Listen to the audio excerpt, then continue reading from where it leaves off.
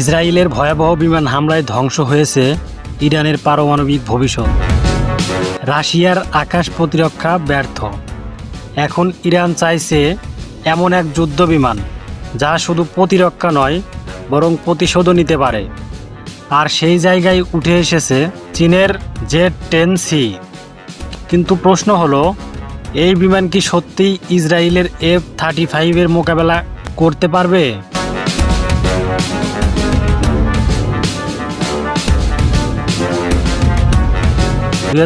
সালের জুনে Israel 200 jet দিয়ে ইরানের 100-রও বেশি স্থাপনায় হামলা চালায়।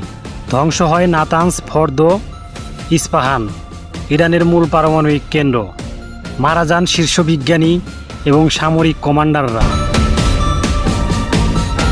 রাশিয়ার সরবরাহকৃত S-300, S-400 দুইই ব্যর্থ। এই দুর্বলতাকে ঢাকতেই ইরান চাইছে নতুন প্রজন্মের যুদ্ধবিমান।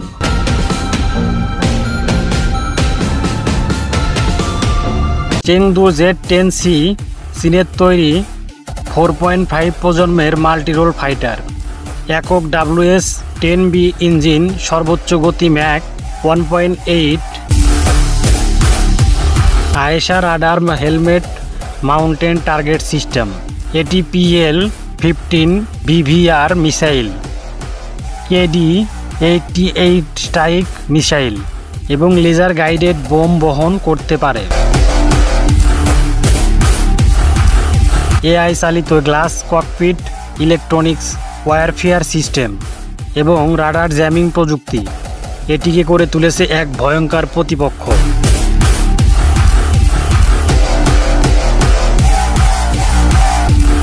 রাশিয়ার Su-35 না আসায় ইরান চীনের দিকে ঝুঁকেছে।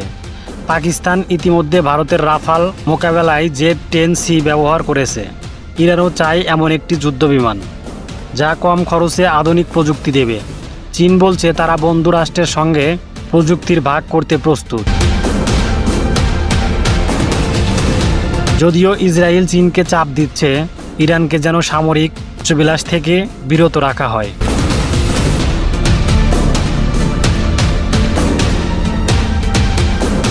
Z-10C যদি ইরানের হাতে যায় তাহলে তা শুধু প্রতিরক্ষা নয়, একটি নতুন জোটের জন্ম দিতে পারে।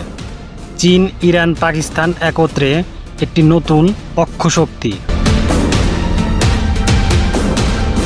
ইসরায়েল হয়তো আবার হামলা পরিকল্পনা করবে, আর যুক্তরাষ্ট্র তার মিত্ররা গভীরভাবে পর্যবেক্ষণ করছে।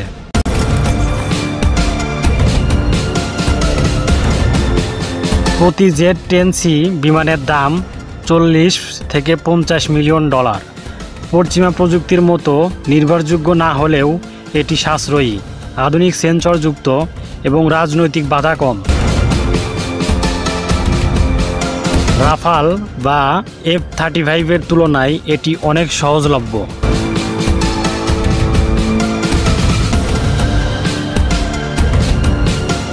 Z-10C কি ইরানের জন্য এক নতুন যুগের সূচনা করবে, নাকি মধ্যপ্রাচ্যের আকাশে আরও উত্তেজনার জন্ম দিবে? একটাই প্রশ্ন, এই যুদ্ধবিমান কি শুধু প্রতিরক্ষা নাকি এক নতুন জোটের প্রতীক? আপনি কি মনে করেন? অবশ্যই কমেন্টে জানাবেন। ভিডিওটি ভালো লাগলে শেয়ার করবেন এবং আমাদের চ্যানেলটিকে সাবস্ক্রাইব করতে ভুলবেন না।